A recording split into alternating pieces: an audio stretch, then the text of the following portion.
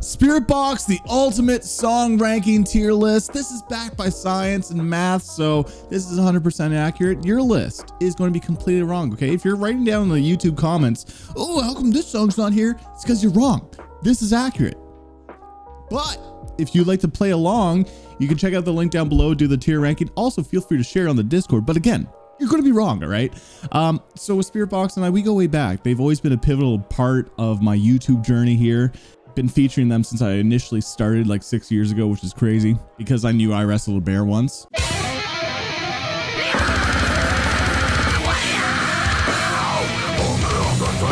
But ever since, it's been really cool to watch them kind of blow up in the scene, and I feel like I've just been alongside their journey since the beginning. So let's have some fun. Let's rank all their songs, not the albums because that's going to be too quick of a video, but let's rank all the songs. Spiritbox tier ranking, that's enough chit chat. Bah! Bah! So pitted! Drop down, snap, bah! So pitted. Okay, we're starting off with the Spiritbox EP that came out in 2017. First couple songs are actually kind of like a trilogy, including this interlude. So it's the Mara Effect. And the Mara Effect is, let's not waste any time, okay? Come on. They're starting off pretty strong, man. You have to watch the live performance of these songs if you've not heard it yet, but this just really shows Spiritbox as a band. It's crazy that their sound is still similar today from what it is from the Mara Effect.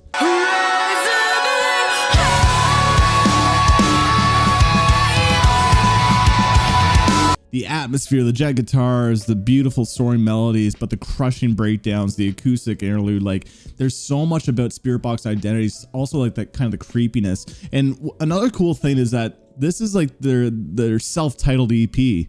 It's like they already knew the sound that they were creating since the beginning.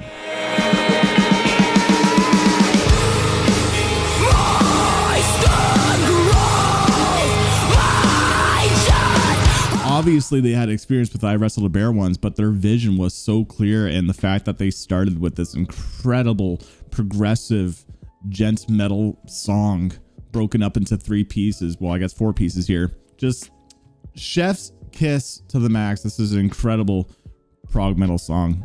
Okay, Everything's Eventual. Now, before I rank this song, when people kind of criticize Spiritbox is that they find the guitar work a little bit like boring, which is kind of crazy because I think Mike uses a lot of low end, but the dude can shred. I feel like the early EP had a lot of crazy, more technical lead work.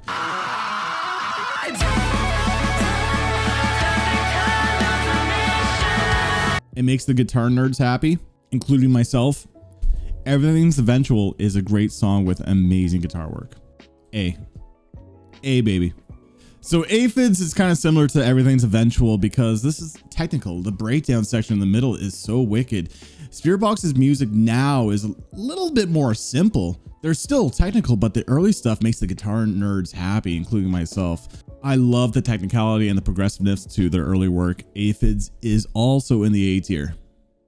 The Beauty of Suffering. This song has a lot of the elements that make Spiritbox's music, where it's the breakdowns that feel almost a little bit sugar, but we also got the gent rhythms, the hard hitting sections, but then this beautiful outro with, again, Mike Strainer just crushing the guitar work here. This is another A. Yeah, man, I love the Spiritbox EP. This is such good shit. So good. So good. All right, we're moving on to the singles collection, which was in 2019, and Perennial is just a standout song with a beautiful ending with Courtney's melodies just being so soaring and hitting all the emotional notes. This is another great song that again shows the technicality in the band, the rhythms, and their identity just continues to be in full force. Since 2017, these guys knew exactly what the sound that they were trying to achieve, and it's crazy that there's still such high quality music back then. Come on. Electric Cross, which was actually the very first song that I heard from this band. I remember the guitar work actually impressing me because it felt kind of like Toes and a Bossy. I thought it was bass.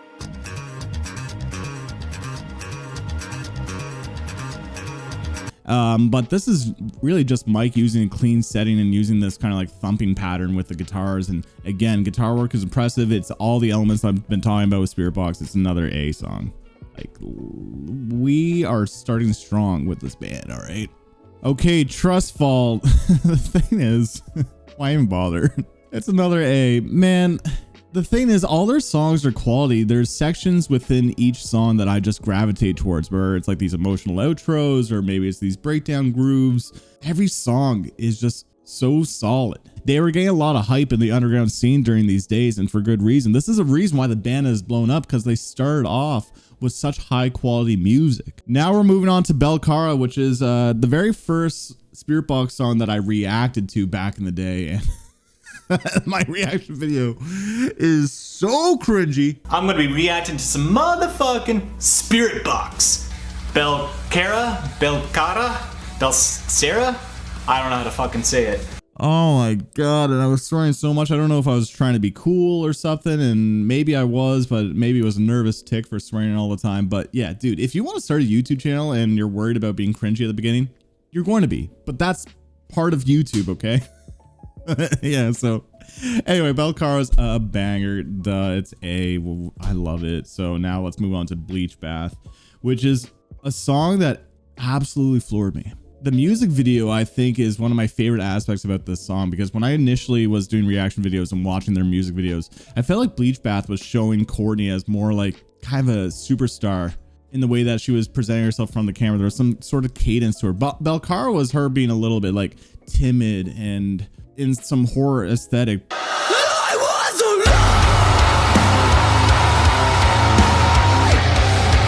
But Bleach Bath, I felt like, was the turning point in Courtney becoming more than kind of a emo girl. Like, let's be real, the stuff looked pretty emo-y. And here, Courtney's different costumes and the way that she was in front of the camera felt more like confident. And again, I truly believe this is the music video for the turning point in Courtney and the band's confidence and the superstardom that they've kind of achieved. This song, the lyrics that are, I believe, are about that serial killer. Which one again? Yeah, Ted Bundy, because supposedly each look in the music video is supposed to represent like a different victim of Ted Bundy. At least that's just the theory.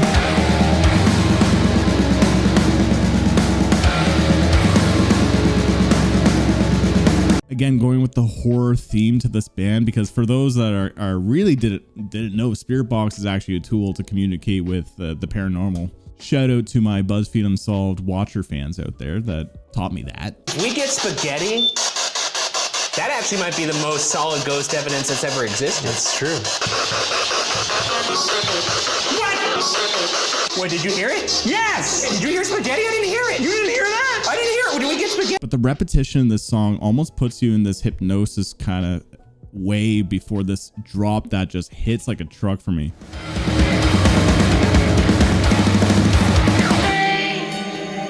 Why do you act so? Every single time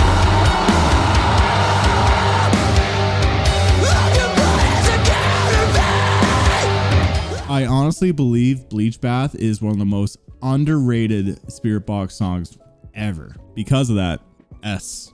It is one of my favorite songs that Spiritbox has ever written. It holds a special place in my heart. And again, I truly think it's one of their most underrated songs, and it's incredible. Again, this is based off facts, all right? You can tell me how wrong I am, but this is based off science and math, okay? Now we're moving on to Rule of Nines. This song felt like a turning point in the band getting more attention, more eyes on the band, because the music video was so dark with all the blood running down Courtney's face and just the ending breakdown just being so massive and so eerie and dark and heavy.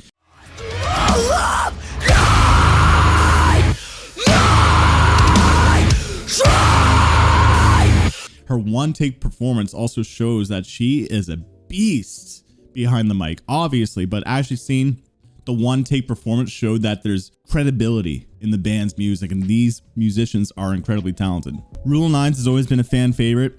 I love this song. It's another A. But yeah, this is at the A tier as well. No B's, C's, or D's yet. Time for Blessed Be, which is a beautiful, beautiful song. The music video, Versa Films, is just one of the best music video producers in the scene. They're easily top 3. The music video being sort of Handmaid's Tale, beautiful cinematography, and then the breakdown that is just shocking. And if I lose myself, blessed be, I could even though Spiritbox at this point has been a band that's well known for their breakdowns, in this song it does feel shocking. The fact that they still manage to shock you with their breakdown is maybe because the song is so beautifully angelic and has a soothing kind of pop sensibility to it. Maybe you don't expect it, but when you do, you're not disappointed because it goes hard.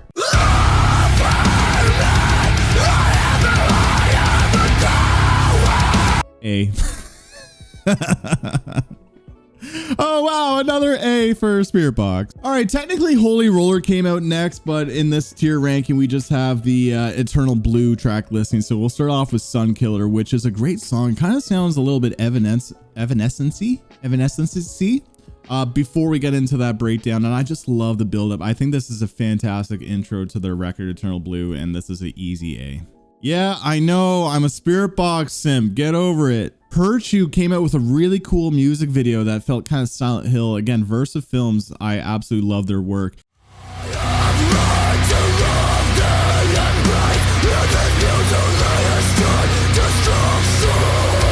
The song itself had like a little bit of a new metal vibe to it, which is kind of cool, but I think this is the one song that actually kind of was like making me not as excited as other singles. Even though I still love the breakdowns, but maybe something about it just didn't have the technicality or the melodies or the stuff that I really loved about Spiritbox's music at this point, that I'm actually going to put this in the B. This is the first B. Good song, but not my favorite. Now, Yellow Jacket featuring Sam Carter. Okay, we had Sam just going off, and considering that Architects was kind of like stepping away from their metalcore stuff, was really cool to hear Sam just go off, especially alongside Courtney. And being a massive Architects fan too. A. Yeah, I love the feature.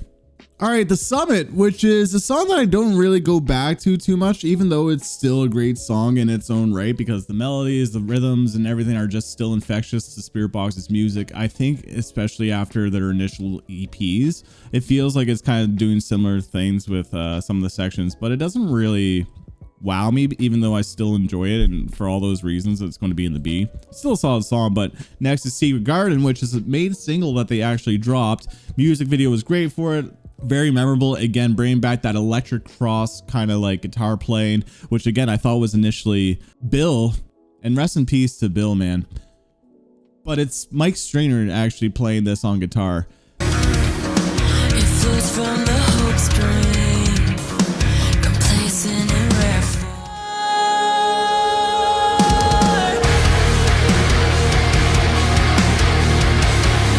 That's always one of my favorite aspects. This is a solid song, but in comparison to their other tracks that I've been mentioning, I actually don't go back to this one too much either. So this is going to be another B. But Silk and the Strains, we got back to the heavies with this one. The guitar work, the breakdowns go so freaking hard in this song, okay? And because of it, A. Yeah, it's a banger. Now we're moving on to Holy Roller.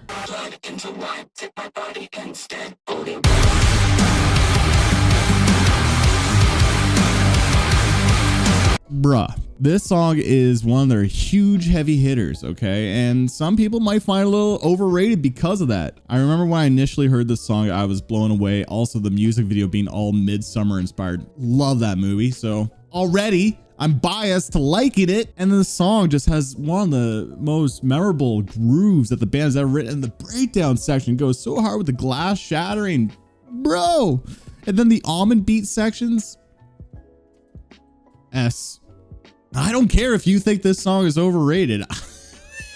Oh, I disagree with you, okay? Because this song is an absolute heater ripper banger. It's a heater ripper banger. Eternal Blue, the title track off their album, is much more mellow. Spiritbox has been really honing in on more of the mellow with light pop sensibilities from Courtney's vocals. Something a little bit more soothing and easy listening. It's a nice song, but I don't find myself going back to it too much. And now I know this is a fan favorite because it's the title track too as well. People really resonate with the more mellow songs, and I do too, but there's nothing really here for me to really latch on to as a listener, and because of it, it's the B tier. And people are probably going like, oh, why? Keep in mind, this is B still, okay? So timeout.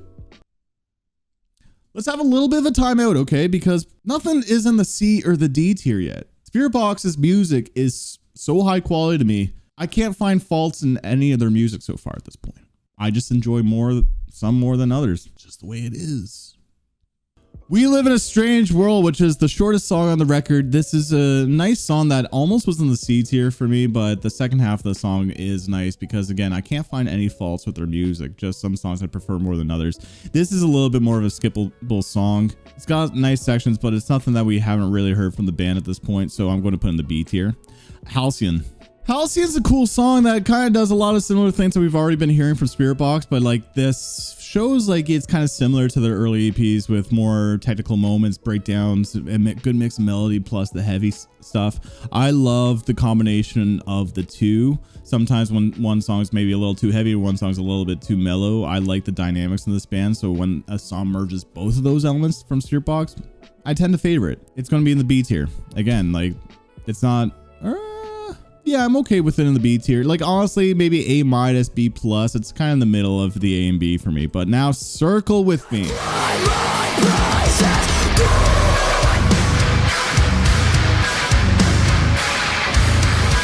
Okay, Circle With Me, I honestly was ready to put in the B tier. I know. I'm not the hugest fan of that song, even though it's one of their most popular. Like look at the streams, it's 82 million plays, where the stuff from the initial EPs are like at 3 million. So majority of the viewers here know Circle With Me, but they don't know the other songs, just looking at the streams at least, right? Those are the odds. Circle With Me is more that digestible metalcore blueprint stuff. Verse, chorus, breakdown, chorus. It's stuff that's accessible and easy listening for the listener. And for me, maybe I'm just a little bit fatigued by that kind of structure and fatigued by that kind of the ideas used in those structures. But in comparison to the other songs here, I definitely enjoy Circle With Me than Hurt You, Secret Garden, even Halcyon, I guess, too. So because of it, I can't put it in the B. Like there's a lot of elements I still like about this song. Maybe because how much people adore this song, I feel like I'm kind of the outlier where I don't absolutely love the song, but I still like it enough to put it in the A. Now we're moving on to Constance.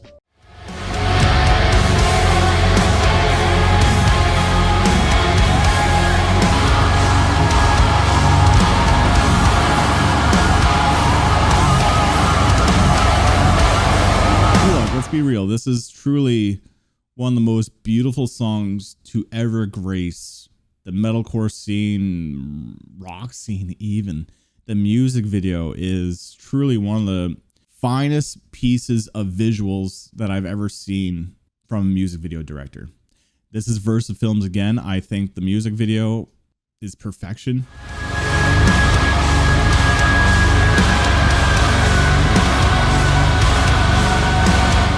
It's better than a lot of movies depicting the pain from dementia.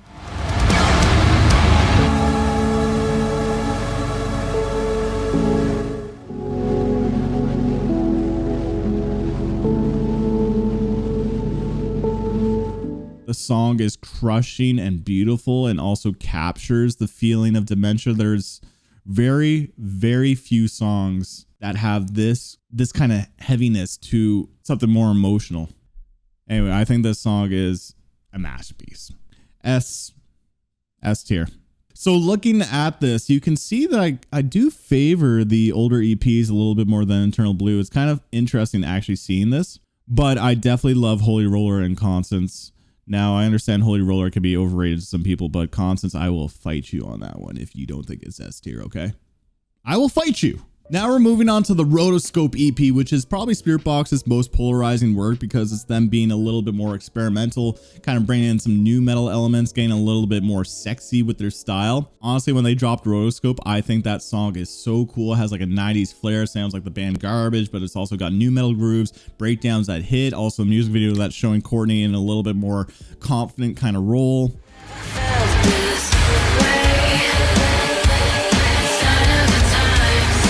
I absolutely love this song, and it's also one of the sexiest songs that the band has written, so it's an easy A for me. All right, time for Sew Me Up, which is another standout song. It doesn't hit the same kind of highs as Rotoscope for me, but I absolutely love the rhythm to it. I find that rhythm just so infectious. It's simplistic, but there's the odd technicality with like the change in the groove and like around like, I don't know, the eighth measure or something. Point is, I like that the song is technical in the tiniest little way, but it's still got enough of a fun groove, breakdowns, and nice melodies. I wish there was a B plus or A minus tier because it doesn't hit the same kind of highs as Rotoscope for me, but it's in the B. It's solid. Next is Hysteria, which has one of the heaviest, most intense breakdowns the band has ever written.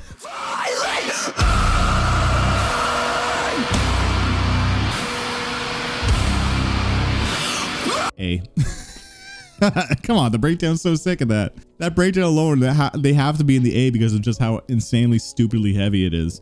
All right, the Fear of Fear EP, Cellar Door. Bro, this is how they start the friggin' EP.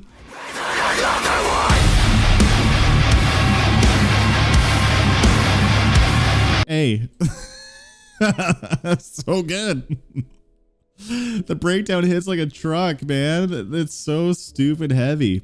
I love that the band's getting more popular as, you know, time goes, and they're still going back to their heavy roots. They're not abandoning it in the slightest. Now, Jaded, the Grammy nominated song that has beautiful melodies, one of my favorite choruses and awesome riffs. Come on, this is another A. Another A. I've never found a way to be honest. I know it's a place where Too Close, Too Late shows the more melodic side to the band, and it would be in the beats here if they didn't have that beautiful bridge with the harmonized vocals, kind of choir-like, and then when they pick up afterwards, after the bridge for that outro, and it's just so beautiful, man. It's one of my favorite, more beautiful songs that the band has written, and because of it, A.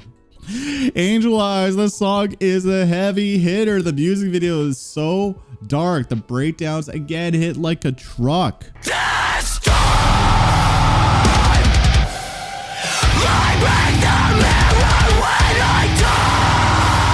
A. Now time for The Void. Okay, they mellow out a little bit here. Initially, when I first heard the song, I wasn't vibing out to it, and then I heard it live. I really warmed up to the song.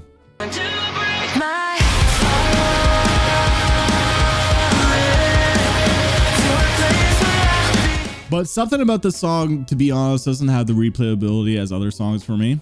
I know it's one of their main singles, but I'm actually going to put in the B tier. It's not my favorite from the band. Still solid though, and that's why it's on the B.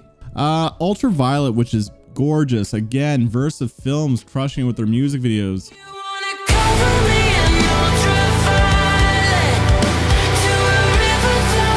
When Spiritbox really hones in on trying to make a more angelic, beautiful song, they don't miss, man. They don't miss. Ultraviolet is one of my favorite beautiful Spiritbox songs, and because of it, A. As you can see, I really enjoyed the Fear of Fear EP as well, man. They're mostly A tier. Yep. All right, time for Tsunami Sea, which came out last week at the time of recording this, and I already knew from my one listen that this was a fantastic record. One thing that's special about this record in comparison to other Spiritbox releases is that this really feels like a complete, cohesive piece of work. Now, before I rank the songs, when the album is together as one piece, I think it's their best work.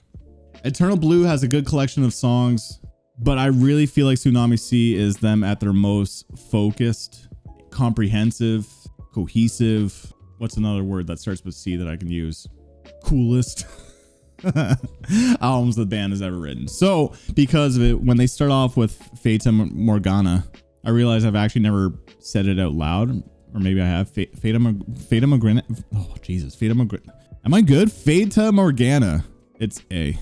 What a heavy, crazy way to start off the record, and then doubling down with Black Rainbow. The Meshuggah rhythms in that just go so freaking hard. A. We're starting off really, really strong. Now moving on to Perfect Soul.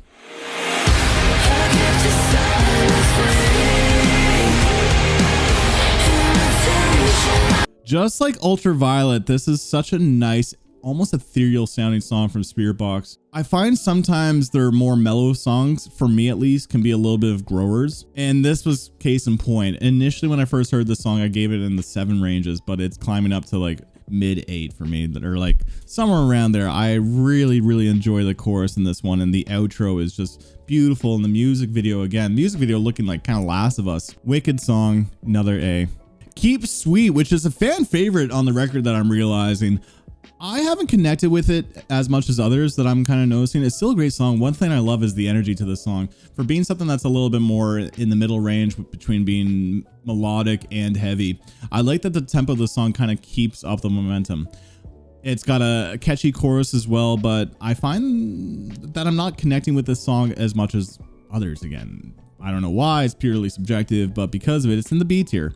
I still enjoy it. It's definitely not C or D. It's still a good song, but I don't know, again. But Soft Spine, this is a song that some people don't necessarily love, but something about just the lyrics and just being so angry and so deliberate with the lyrics. I kind of like the FU attitude in this song, which Spiritbox doesn't really have too much of that. And because of that, I feel like this song has a special place in being the most pissed off Spiritbox song. Maybe not sonically, but in terms of the lyrics, I really like the anger behind this one. Your God will show you when you die.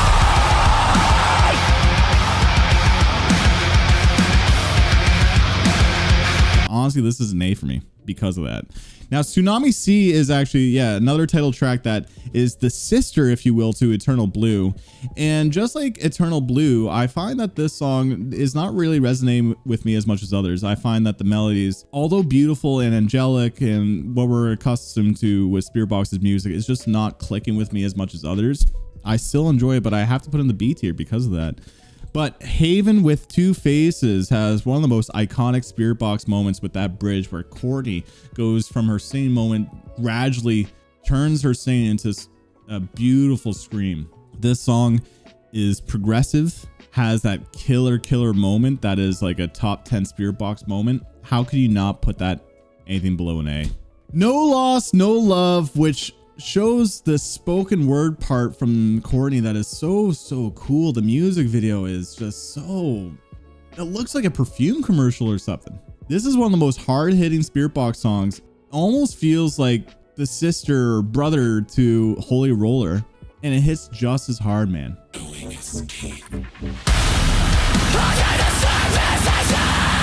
I love the elegance in the music video. And the lyrics are captivating, talking about the island of Vancouver and just the visuals, the music, the drops. To me, this is one of the best Spiritbox songs. S. So you can see these are the songs in the S tier for me. I absolutely adore No Loss, No Love, man. Now moving on to Crystal Roses, which is one of the most polarizing songs off the album, and it's really Spiritbox experimenting with their sound and going for pure EDM. It's a cool song because of the experimentation, but it doesn't have the elements that I love about Spiritbox, which is the beautiful emotion mixing with this super intense heavy moments with technical, slightly progressive elements. This is just like an EDM song that feels like it's almost kind of influenced by the Illenium collab that they did. And it's really crazy, but I'm actually going to put this in the C tier, which is weird because I still enjoy the song, but I think it's probably one of the most skippable Spiritbox songs because, again, it doesn't have the elements that I love about the band, but I do respect it for trying something different. So that's why it's in the C and not the D. It's not a bad song by any means. It's just one of the most out there Spiritbox songs. Ride the Wave, which honestly, dude, first time I listened to it blew my mind with that bridge. And then also, I love the alt rock kind of feel to it. I mentioned that kind of gives me like a No Doubt Gwen Stefani kind of vibe to it. And it's just so cool to hear that kind of vibe to something that's a little bit more metalcore. And again, a little bit more progressive. This song clocks in at the 5-minute range too, almost 5 minutes. I honestly think this is one of the strongest songs off that record. And because of it, it's in the A. Now we're finishing off with Deep End, which is one of the most beautiful outros the band has written. Now it's not Constance level because Constance hits like a truck in terms of its emotions, but I find Deep End is just a beautiful ending with a nice acoustic outro. Just such a pleasant sounding song that really ends the album on a beautiful note. And also kind of ties it into back to the intro, I feel like, because this album really feels like complete where you can actually listen to it on a loop. I really like it in that regard, and for all those reasons, I'm going to put this in the A tier. I think this is a solid song. But yeah, dude, as you can see, I really enjoyed Tsunami Sea. And if we're looking at like the averages, it looks like I enjoy Tsunami Sea more than Eternal Blue. And I do. I've already mentioned that in my album review for it, but I think Tsunami Sea is a fantastic record. And one of the craziest parts looking at this, it looks like Eternal Blue can be my least favorite project, which is also shocking to me because I know that album is a staple to the metalcore fans, but I think Spiritbox just has such incredible catalog of music that nothing is in the D tier. Some stuff I enjoy more than others, but it goes to show how high quality this band is to me. Well, would you look at that? I like Spiritbox. Who would have thought? Whoa, seriously, nothing in the D tier. If there was an F tier, obviously not. But yeah, there's only one song that's a C to me in Crystal Roses, which is still a decent song. But yeah, I love the old EPs. I love Tsunami Sea. I love the Fear, Rotoscope, Eternal Blue is good. Like really, these guys do not miss. I'm curious to know how you would rank these songs though. So comment down below, spice up my life. Yeah, guys, how would you rank these songs? And if you say everything's S tier, okay, I get it. Spiritbox never misses, but come on, let's be real. Let's have some fun, challenging, thought-provoking kind of discussions rather than saying everything's good. Or being the opposite end where like everything sucks, Spiritbox sucks, Spiritbox is missed. Shut up. You're annoying. But all right, guys, feel free to complete the list in the link down below. Thank you for watching. Bar that. Thank you for tuning in. Till next time. Peace.